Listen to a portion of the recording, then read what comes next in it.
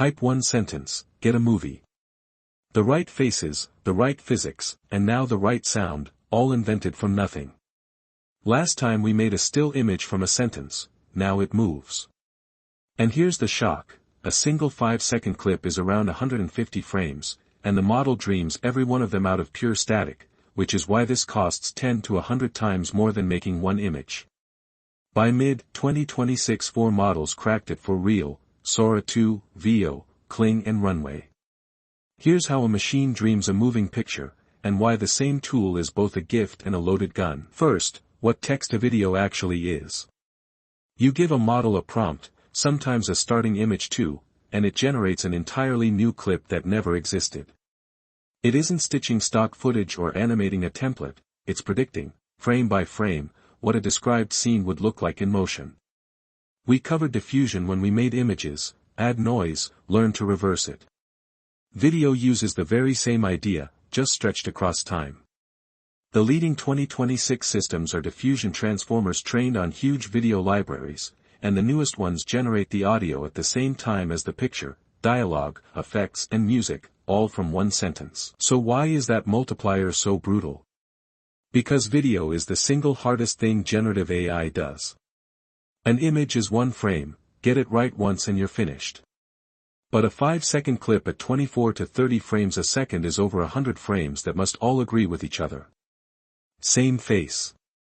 Same shirt. Gravity that doesn't flip halfway through.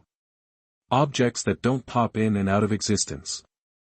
So the model can't just paint a picture, it has to learn a tiny working model of how the world behaves over time. That one extra axis, time, is where all the cost lives, 100 plus frames, each one expensive, every one constrained by every other. Get it slightly wrong and you get the telltale flicker, or a hand that quietly grows a sixth finger. Temporal consistency is the whole game. So how does it actually work? Follow the pipeline. Your prompt gets encoded. Then an autoencoder compresses video into a small, low-dimensional latent volume. Denoising raw pixels would be impossibly expensive, so the model works in this compressed space. That volume is cut into spacetime patches, little chunks that span both space and time and carry their own 3D position. Those patches act like tokens for a transformer, the same architecture behind language models. Starting from pure noise, the diffusion transformer denoise those patches step by step, guided by your prompt, until they form a clean clip. Finally, a decoder turns the latent back into pixel frames. That's a diffusion transformer on latent spacetime patches, the recipe OpenAI described for Sora, and the blueprint everyone now follows. But denoising isn't new, researchers have done it for years. So why did video suddenly work in 2026? One word, the transformer. Older video models used a fixed-shape network called a U-net, locked to one resolution and length. Sora's insight was to treat those spacetime patches as tokens and feed them to a transformer, the exact architecture behind ChatGPT. That unlocks two superpowers. First, flexibility. One model trains on clips of any length, resolution, or aspect ratio, because tokens don't care about shape. Second, and this is the real breakthrough, it inherits the scaling law. Pour in more compute and more data and the video just gets better, predictably, the same way bigger language models get smarter. OpenAI proved it, the same prompt at low, medium, and high training compute goes from a blurry mess to a coherent scene. Video became a problem you can simply buy your way up, which is why the giants are pouring billions into it. Now the players, and these specs move monthly, so treat every number as a mid-2026 snapshot. OpenAI's Sora 2 makes clips with synced audio, the standard tier does up to 15 seconds at 720, Pro stretches to 25 seconds at 1080, but its consumer app shut down in April 2026, leaving Sora as a developer API that's itself winding down around late September. Google's Veo 3.1 makes 4 to 8 second clips, reaches native 4K, and bakes in 48 kHz audio with real lip sync, the most polished default. China's Kling 3.0 ships multilingual audio and lip sync across 5 languages at the most aggressive pricing in the field. And Runway's Gen-4.5 targets filmmakers with multi-shot consistency and native audio. Everyone is converging on one goal, longer, sharper, with sound. Here are the headline numbers as of mid-2026, again, a moving target. Single clip lengths sit in the low tens of seconds, roughly 4 to 25 by model and tier, with extend chain stretching past a minute. Resolutions run from 720 up to native 4K on VO.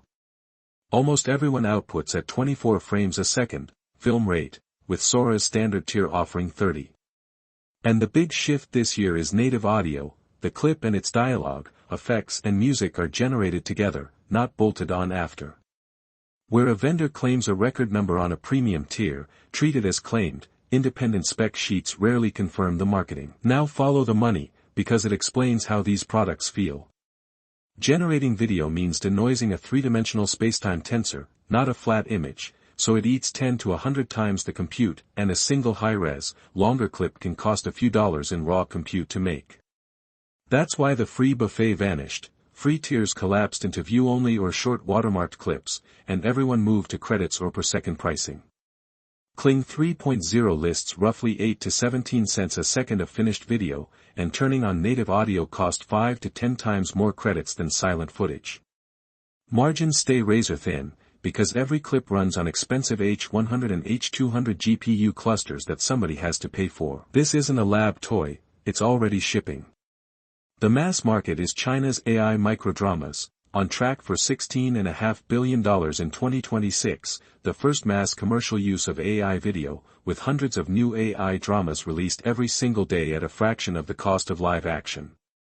Advertising is next. Mondelez put $40 million into an AI creative platform with Publicis and Accenture, and Google says advertisers made nearly 70 million creative assets with Gemini in a single quarter. One agency shot a broadcast-quality VO spot in 2 days for $2,000 instead of $200,000 over 6 weeks. In film, Amazon's House of David used over 350 AI shots in one season. And underneath it all sit e-commerce clips, music videos, and game cinematics. Marketing alone is about a third of the whole AI video market this year. Now the turn, because we won't sell you only the upside. The exact same capability that lets a studio invent a shot lets anyone fake a video of anyone. In 2026 deepfakes crossed a threshold, they're now within reach of anybody with a smartphone.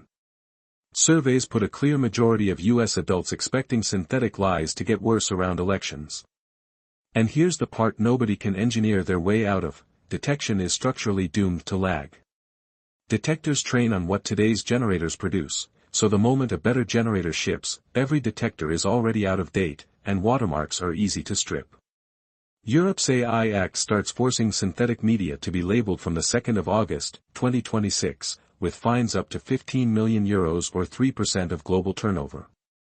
But the law is racing the technology, and the technology is faster. Where is it going? 3 frontiers, all already started. First, length and control, longer coherent clips, native 4K everywhere, audio by default, and better physics so the world stops glitching. Second, the big one, the jump from a fixed clip to a world you can steer.